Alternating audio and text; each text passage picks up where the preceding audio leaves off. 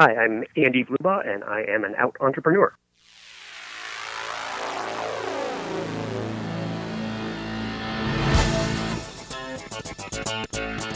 Hello, Out Bosses. Rhodes Perry here, and welcome to this week's episode of The Out Entrepreneur, a weekly podcast where I get to interview today's most inspiring LGBTQ bosses crushing it in business. And on this week's episode, we are welcoming Andy, Andy, where are you calling us from? From Portland, Oregon. Portland, Oregon. All right. So we've got a local LGBTQ business owner here. We are so excited to have you on the show.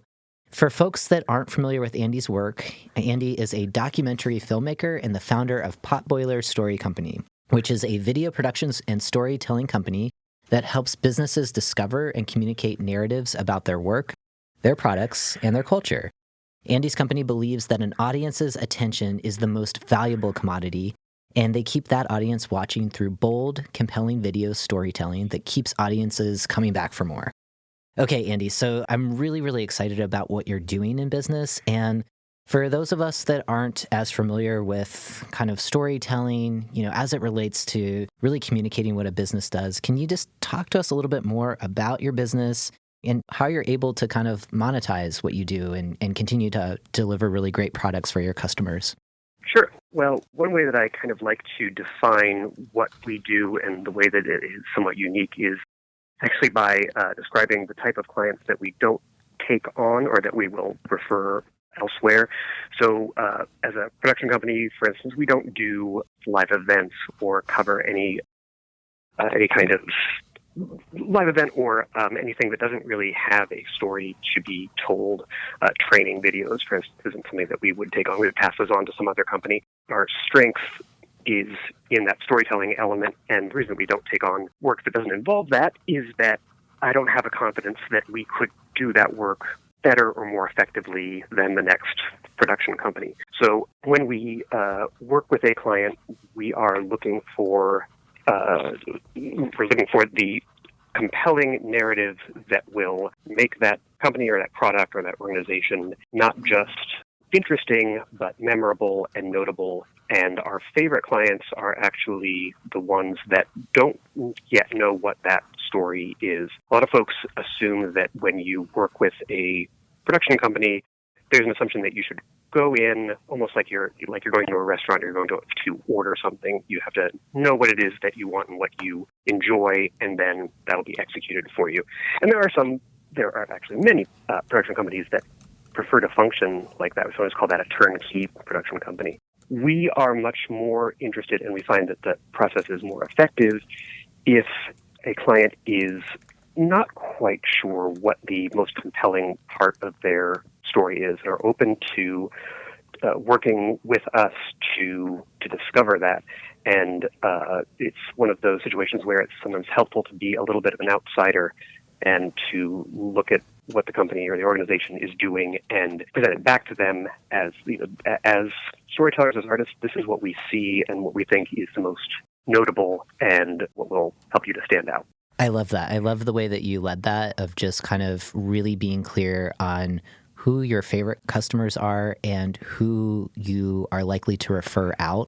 I think that sometimes is a step that business owners miss, and you're able to really hone in on what your strengths are as a business, what makes you stand out, and really defining your ideal customer, right, as that person or that company that they're really struggling with communicating, their genius, and you're able to kind of come in as a third party, with your experience as a documentary filmmaker, right, and to see something and to see those gifts that sometimes when you're so close to what you're doing, that's really hard to see. Exactly. Yeah, it sounds like really exciting work. So talk to us a little bit more about, you are a documentary filmmaker, and I'm curious about your origin story of going from, the skills that you have in video, in kind of film, and turning that into the business that you have today. So what was your motivation in getting started?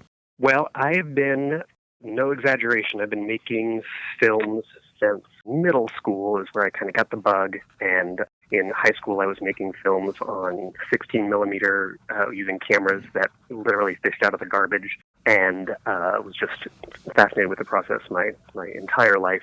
When I arrived in Portland, when I was about 20 years old, I was less interested in pursuing commercial production work. I was really more interested in working with artists, and I began an internship at the Northwest Film Center and met people through that. The first part of my career was in the education and nonprofit world.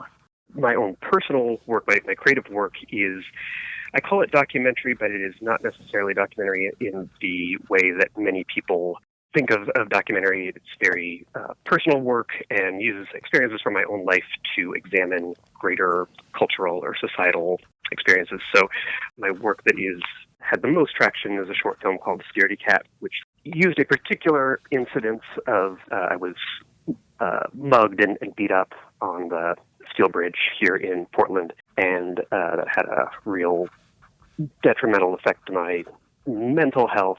And through the process of the film, I actually got in contact with the boys that did the crime, and the film ended up being really more about the injustices of Oregon's mandatory minimum sentencing, and trying to, the thesis of the film being that although I was injured, there was a greater injustice to be addressed. So after several years in making my own work, working in the nonprofit world and education, I just decided that I wanted to produce more work, and I felt that the smartest way to do that was to be more open to the corporate world, the commercial world, and take my interest in storytelling and help companies that I support in a small scale, so that I am really working to support companies and organizations that I can stand behind and believe in.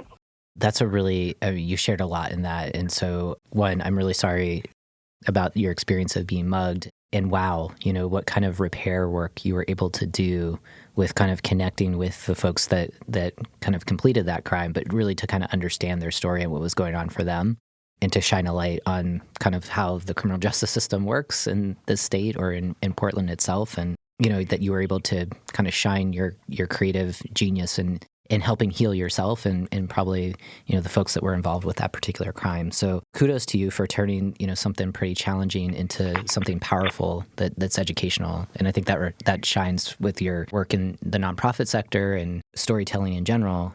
Also interesting, taking your creative passion, which is filmmaking, and thinking about how that could help businesses in creating their own stories and being open to that. I think for, some artists that's a challenge of kind of commercializing, what they do, and you're able to find that real nice balance where you're doing that and you're able to kind of select those clients that are going to light you up, that you can stand behind with their vision, their mission, what they do every day, and help them just communicate more effectively so they can help more people, right? So I really appreciate that. I think that's really powerful.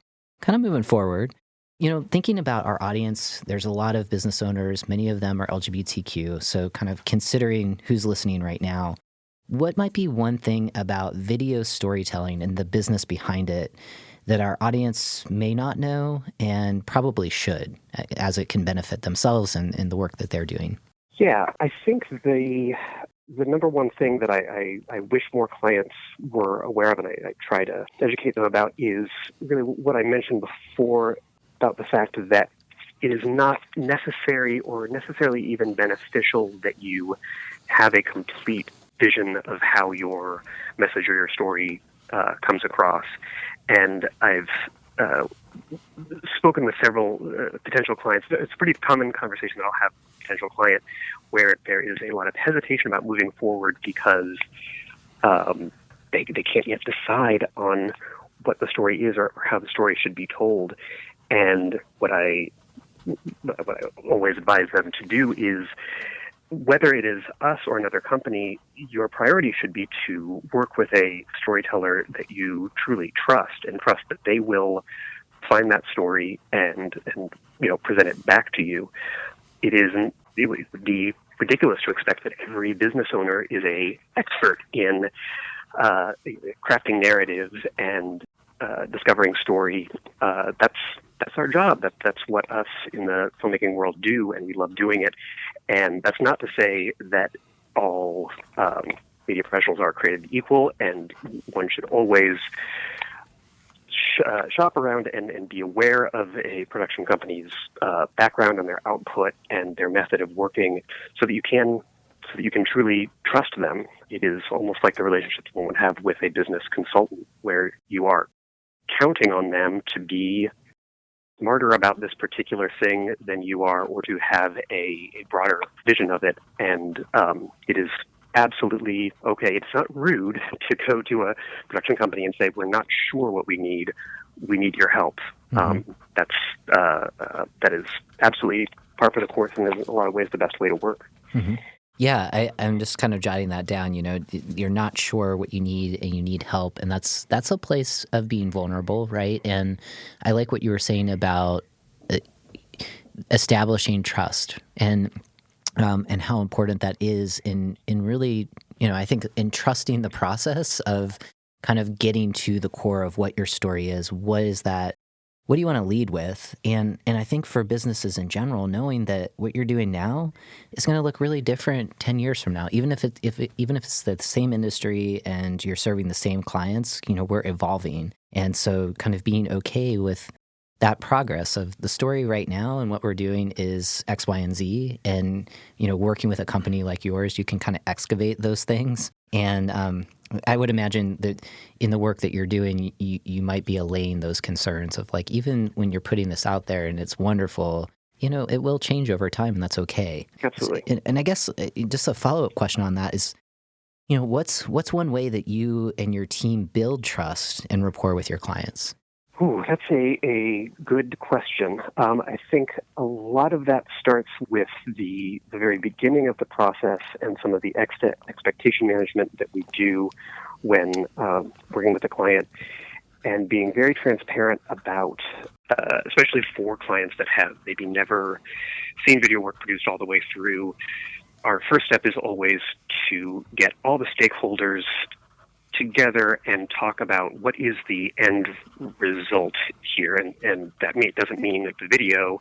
That means, what is it that you want this video to do? Are you trying to drive web traffic? Are you trying to increase awareness of a process or a product? Are you trying to, what is the action that you want?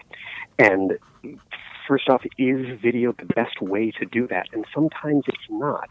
We have certainly encountered clients where after this part of the conversation, we recognize video might not be the best way to do this. This might be better executed through text or through design or through some other endeavor, and then we'll be honest about that.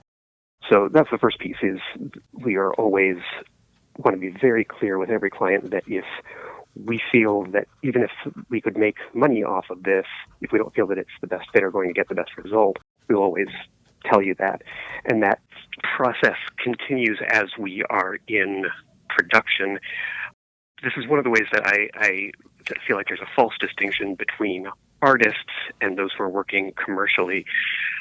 Approach every client work as a piece of art. And what I mean by that is that artists are interested in process and interested in how the forms and the materials and the experiences might change the end result and might change the end product. It's not about the absolute shortest, fastest line to a finished product. So if in the process of any other production or pre-production, we realize, yes, we had an idea for how this would work, but the reality is that there might be a better way, and it might take us more time, or it might take more resources on our end, but we want to pursue that. I'm an artist. I want to make just the best, most effective work, not just the simplest, shortest path to a finished product. Mm-hmm. Mm-hmm. I appreciate that distinction, and I think it kind of goes back to what we were talking about in the beginning of artists, and whether you're kind of commodifying your art or not. I like your distinction of the way that you look at your art, as a commercial artist, and that your client is a piece of art, right? And that you're creating like that, somehow that's generative for you, that you're able to get rewards from that. And Absolutely. It feels like, yeah. So it's, and you're still standing in your art. And so I appreciate that. I think that's really smart in the way that you frame that. As you continue as your company continues to evolve and build upon its successes, for you, how are you measuring your impact? How are you measuring your effectiveness when you're working with a client? That is a good question, and I'll be honest, that is something that I think as a company we have struggled with a bit, and part of that is working with small clients and emerging clients that don't necessarily have the metrics set up to measure that success, to measure, say, viewership or click-through rates or things of that nature, which is frustrating coming from being a more traditional filmmaker where you can measure your success in audience response or audience numbers or film festival screenings. It can be really difficult to make something absolutely beautiful for a client that everyone is very happy with and realize they don't necessarily have a way of telling you how many people are viewing all the way through, whether or not it's driving that web traffic. That's something that we actually struggle with, but ultimately the success is measured in, obviously whether clients are satisfied, but also something that I really love and something that I aim for with client work is I hope that the work is so, for lack of a better word, so cool that the clients love to, say, show it at a party or a gathering, or they're just so excited about the way that their company comes off in the work, or especially when it is something that is kind of documentary driven or interview driven, when they are so excited about it that they will show it at a work function, or they want to show it at meetings, which I guess is kind of reflecting that traditional film screening experience. That's something that really it just warms my heart when I know that is happening. Yeah, and I would say, without those click-through rates and, the solid metrics, that kind of feedback, the testimonials that you get from people when they're doing a sales presentation or, like you said, at an event and they're featuring your work as a way to really kind of share the story of their business and get people excited. And I get excited when I see, just like a slideshow on Facebook of different events that I've done through my business. I'm like, whoa, that's really cool when it's all strung together, and you can kind of, as the business owner, see that impact. So I'm sure you're delivering that for your clients, and they're probably blown away of just like your take as an outside observer of their impact. And it also sounds like, for anyone listening in, that there might be an opportunity for collaboration with SEO, the search engine optimization experts or the Google analytic experts of how they might be able to kind of add that kind of programming to the videos that you put up on the website, because I think that might be a solution that can help you, when you check back in with your clients of like, how many downloads or click-throughs did you get? Or even like metrics around people saying, hey, I saw this video, I'm really interested in what you do. That kind of simple feedback could be really helpful for y'all. But this is one of the harder questions to answer for most guests, because it's really, impact and effectiveness outside of like metrics, right? What does that mean for you? And that's going to be different for every person, and what keeps you coming back to doing the work. So, as your business has grown, as the business owner that you are, what's now possible that you didn't necessarily anticipate when you first got started? What has been possible just largely in this past year is something that I'm now incredibly excited about and has become a really central part of the business, which is a training program that I affectionately call the Boiler Room, partly because of the name of the company and also because my office is in a basement next to a boiler. And because we had the financial stability and the time, we started this training program where we take on 2 apprentice filmmakers for a 14-week cycle.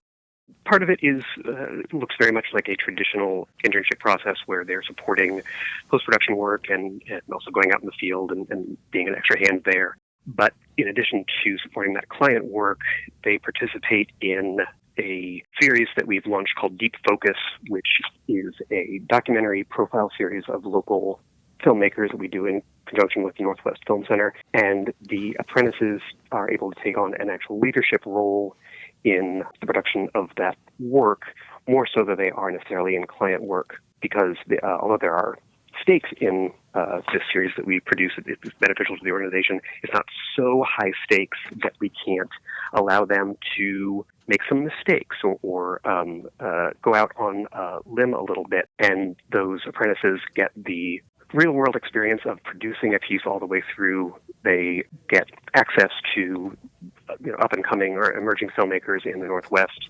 The organization, the Northwest Film Center, receives these materials, promote them as an organization, and also promote these filmmakers. And, of course, that also makes our apprentices so much more engaged and interested in all the work that they're doing here. It's a real win-win for everyone involved, and just have a great time doing it. I love that. I think that's a really smart way. And it's also a way of giving back, right? You're sharing your talent and you're kind of grooming the next generation of filmmaker storytellers, sharing what you're learning along the way, which definitely makes my heart sing. So I'm glad that you're doing that. Hi, Outbosses. Rhodes Perry here. As you all know, part of my passion for this podcast is to empower you and fellow LGBTQ entrepreneurs to cultivate a feeling of purpose and belonging in your business, to know you can show up and be the most authentic version of yourself. Purpose, belonging, and workplace culture are concepts I take seriously in my own consulting practice. I'm dedicated to growing the belonging movement to empower leaders just like you, from the largest organizations to the smallest, to build healthier workplaces. That's why I'm thrilled to share everyday practices you can take to build more inclusive workplaces in my best-selling book, Belonging at Work. The book features some of today's leading diversity, equity, and inclusion thought leaders who share some of their wisdom, skills, and stories to give you the confidence necessary to stitch a sense of belonging into the fabric of your organization. To get your own copy of the book, visit rhodesonamazon.com. There you can find a paperback, Kindle, Audible, and hard copy version of the book. Again, that's rhodesonamazon.com. Together, let's grow the belonging movement. So let's kind of shift gears a little bit and talk more about the fact that this is the out entrepreneur, and we haven't really talked about like the magic of the rainbow family. And so I'm hoping that you can answer a few questions on that line of, considering yourself as a member of the LGBT community. Maybe take us back to a time that you consider a challenging, maybe the most challenging workplace moment, being an LGBTQ business owner, or prior to that, in your time when you were working for someone else, when it might have been hard for you to just show up fully as a member of the LGBT community. Does something come to mind? And if so, what was that? And how were you able to work around it? Yeah, I have to say, I have been just so ridiculously blessed in my life and especially in my work experience. I think part of this is working in the kind of nonprofit world, and which tends to be, I think, a lot more progressive. I struggle to think of an instance where I have really experienced any discrimination or hostility because of my sexuality. But for me, the place that this really came up was in making decisions about the work that our company would do and the organizations that we would support. And so this actually came up fairly recently. This was earlier in this year. A long-term client, a client that has been incredibly central to our success, is probably our longest-term client, had approached us about doing basically an orientation type of video. And this is a healthcare organization that is also aligned with a particular religion, have always been very progressive and welcoming of us, and even pleased to have an LGBT contractor that is kind of evidence of their progressive views. However, they were interested in hiring as talent a particularly well-known person in the Christian media world. And obviously working with clients is always going to involve some negotiation about whether do values 100% align, and where's that line where we can't do this work. But this, I'm trying to tell the story without providing any incriminating information. But you're respecting the non-disclosure agreement. So. Yes. But this particular, as we did a little bit of research, we realized this particular talent was someone who was very active in fighting against marriage equality, was very vocal in the material that she produces about supporting conversion therapy, and got to a point where we realized this is not a differing of views. this is dangerous, damaging information that is being put out there, which is then being conflated with this is a medical client. Although this person isn't being presented as a medical expert, the connection there is too close. And we had to say, we can't do this work. And that was very difficult. Again, this is a client that has been our longest running client, and it was a big paycheck that we had to say, this isn't something that we can be involved in.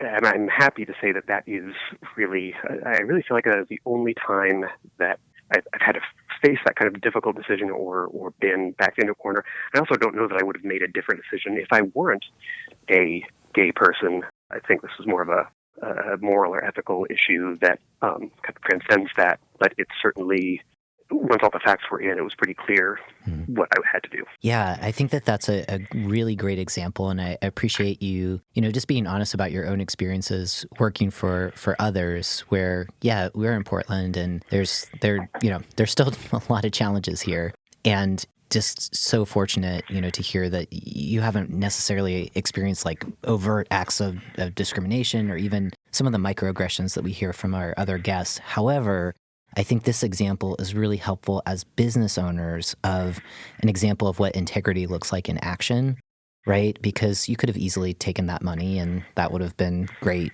probably in the short term. But what would you be compromising? And I think that's the difference, I think, in being a purpose-driven business owner, is that you may not be like the most famous person or the most flashy person in your industry, but you can be confident in the work that you're doing because you're doing that work with integrity and you're being very thoughtful and intentional, similar to like the way that you talked about your clients as being works of art.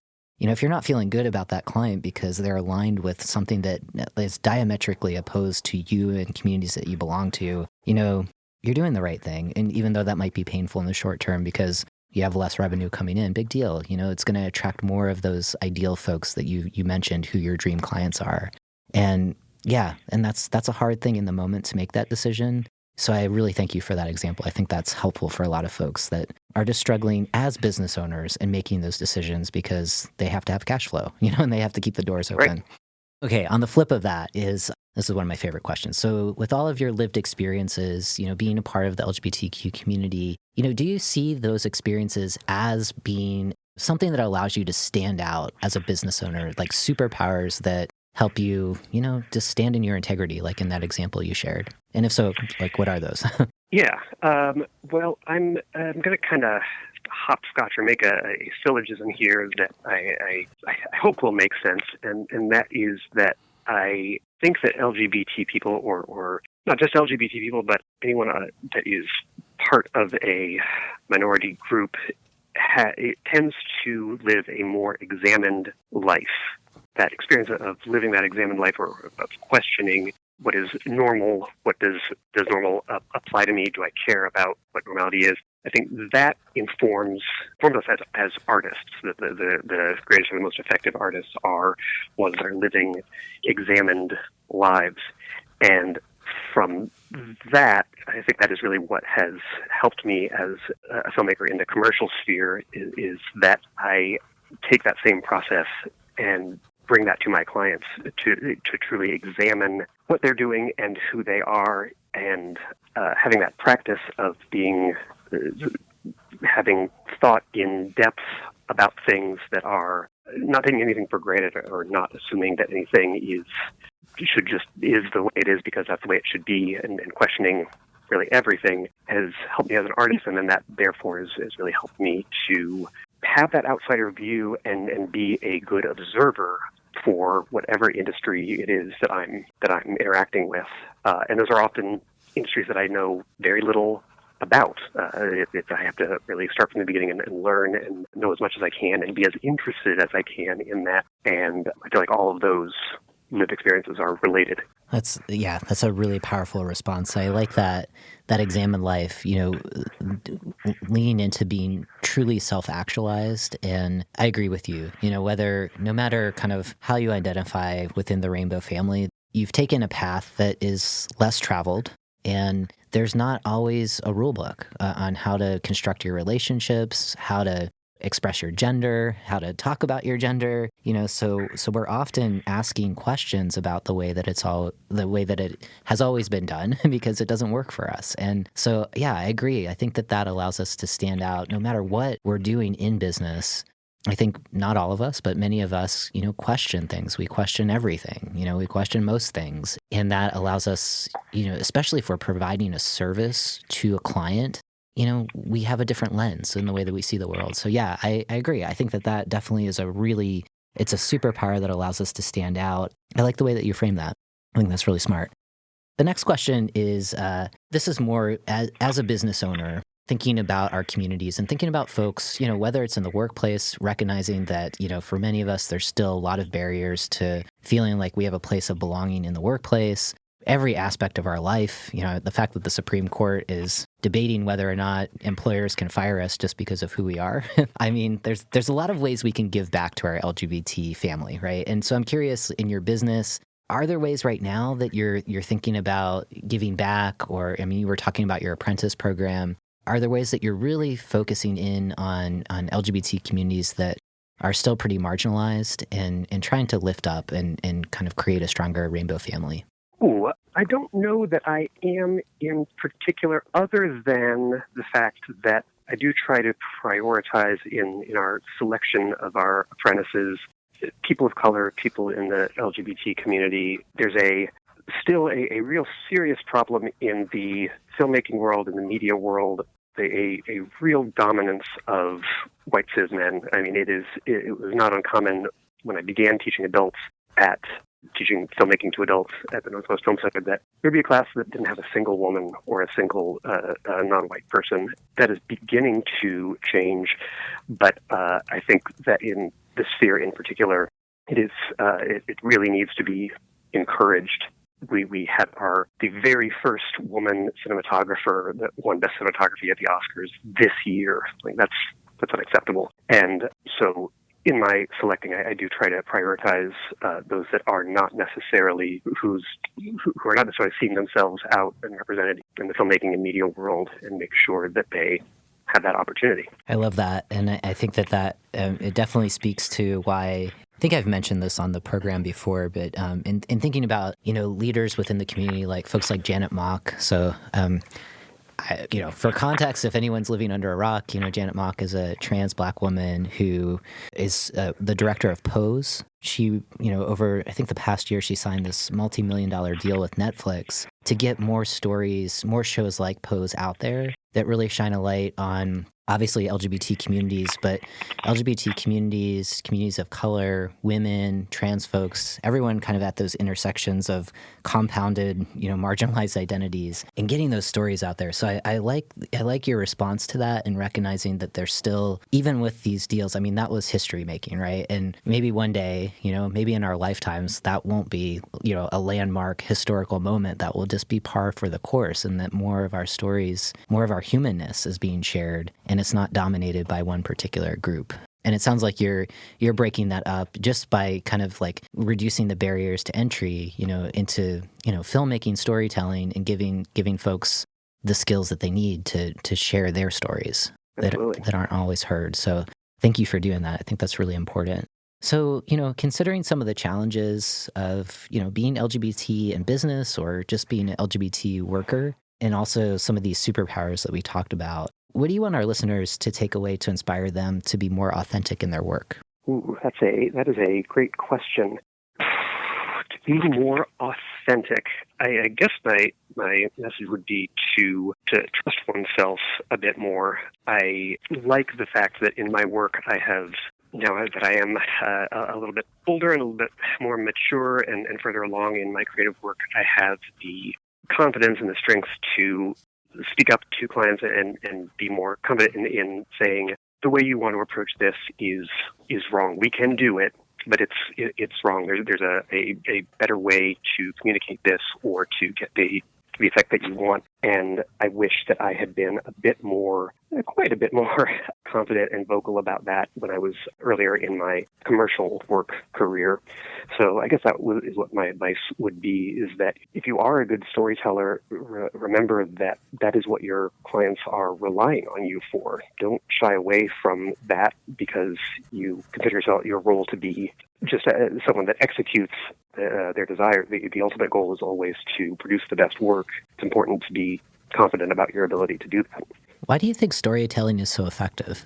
Because it's what makes us pay attention. That is the beginning and end of really the goal of any media is to keep the audience watching. And although story narrative is not the only way to do that, I think that it is by far the most effective. A 2-minute video or a feature-length film can have all the bright lights and sounds and special effects and flashy graphics in the world, but it's really that hanging on and wanting to find out what happens next. That's why we keep watching. That's something that one learns in the most fundamental screenwriting class. Is you establish a problem or a barrier or an adventure, and then the hero sets out to conquer that. And we want to find out what happens to that hero. The way that we approach something for a commercial client isn't really that much different from that. We want to establish that there's a challenge out there, and this is the product or the company or the organization that is setting out to solve it. And that's our job, is to make that story exciting and get the viewer invested within the 1 minute or 2 minutes or 5 minutes that we are lucky enough to have them watch it. Yeah, I was just thinking as you were saying that, the problem, reaction, solution, in the storytelling piece, if you're in front of the right clients, right? I mean, they're seeing themselves in that story. And it's like that instant connection that you can have all of the sales slides in the world with all the testimonials in the world. It just doesn't land in the same way as really trying to get that potential client into the story where they see themselves. And I think it's really effective, and I love it.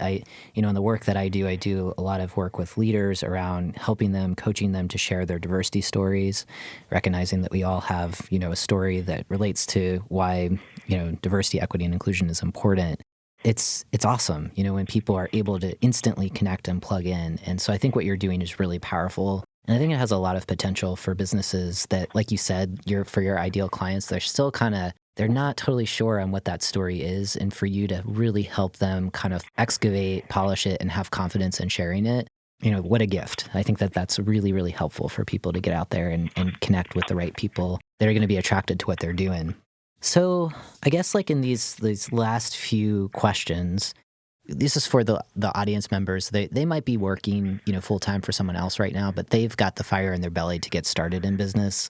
They're, LGBT aspiring entrepreneurs. So what kind of advice would you give those folks, just to begin to take that tiptoe up to taking the leap, or just to take the first step to becoming an entrepreneur? Well, I don't know if this advice will work for everyone, but something that helped me quite a bit was to marry a really smart lawyer who was able to give advice on things like contracts and all the complex business things that come up. But in seriousness, I do think that finding a lawyer that you trust and that is interested in what you are doing is very helpful. We actually worked with a number of lawyers, and now I am lucky enough to be married to one. But there is just so much more legal documentation than I anticipated when I first set out to do this. And having folks that I was able to ask really dumb questions of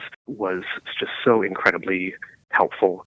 If I can put in a little plug for SCORE, the program that helps small businesses, they help to connect us with a lot of great folks when we're first starting out. And I think it is a great first step, and also just a great confidence builder when you realize that there are frameworks for these things that you're trying to do. People have done this before, and there are folks out there that are ready to help you. Yeah, I love that. A few things just in response to what you shared. Really, you've got the idea, you've got the expertise. Like for you, you had your background as a documentary filmmaker, so you knew the content of what your company was going to do. It's not necessarily like you came out of an MBA program. Maybe you did, I don't know, but like it's No, not like definitely not. yeah. So just like the background of kind of like starting up and kind of that administrative side of things that you don't know it until you're in it. And then you're kind of like, oh, I need these things. And definitely kind of that legal lens is so valuable, as well as having a good accountant or learning the basics of just managing and knowing your numbers.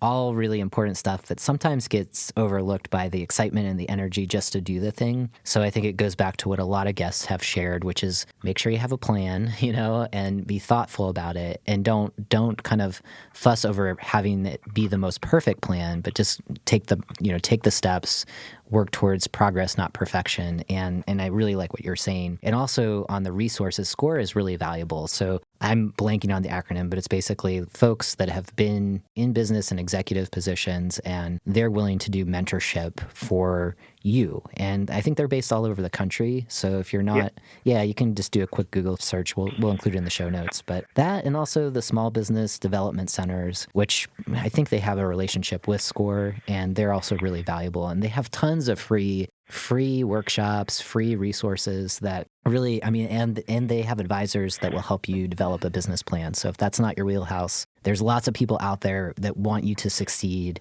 Definitely, we've said this before, there's the National LGBT Chamber of Commerce, there's the local Chamber of Commerces if you're in larger cities. Also really valuable resources because there's fellow LGBT business owners that want to see you succeed. So really, really good advice. So thank you for that, Andy. And last question for you. You've offered so much for us, and I'm sure that there's a number of folks out there that are like, I need this. I want to get in touch with Andy. So where is the best place where we can find you online?